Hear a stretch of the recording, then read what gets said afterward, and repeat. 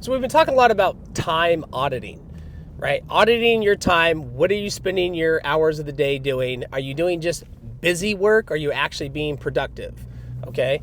And it's one of the most important tools that you have as an entrepreneur or anybody really generally in life. How do you spend your time, right? I mean, time is the most valuable asset that we have.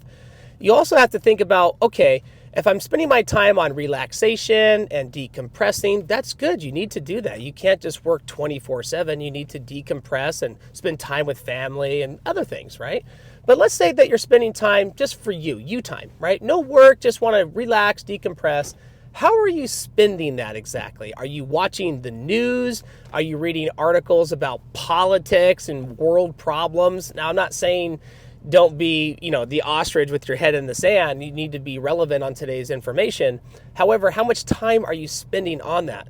A lot of the people that we work with, they may be spending, hours and hours a week or constantly listening to the radio in the background, and it's all about the news. And the news is depressing, regardless of which side of the political fence you're on. The news is intentionally depressing. It's all about the problems, right? Because that's great clickbait and gets people to watch it, and all the travesties in the world is very, very sad, but do you need to spend that much time watching it? I don't believe so, because what it does is it poisons your subconscious mind. You're constantly being inundated with negative information, and a lot of it is completely out of your control. Okay, we can't control what's happening overseas. We can't control what the government's doing. We can't control a lot of these things, but people will focus so much time and energy and emotional stress on that, and they'll be pissed like all day. It's really sad. I mean, even we have family members that are just constantly irritated because of what's going on in the news. I'm like, what does it matter? Why do you even watch it? It's not even worth it. You can't control it. Why don't you focus on bettering yourself, okay?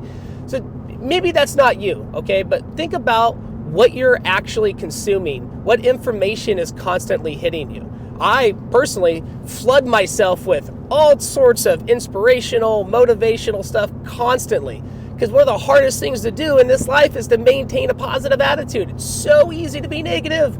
There's so many things that you can blame other situations on, and it's because of this, and it's raining outside, it's cold, I can't do this, I would do this, but I can't because of this. All these negative emotions and feelings and information that is constantly hitting us. One of the best ways to overcome that is to eliminate a lot of the stuff out of your life that's creating those negative emotions and feelings. Hence the news.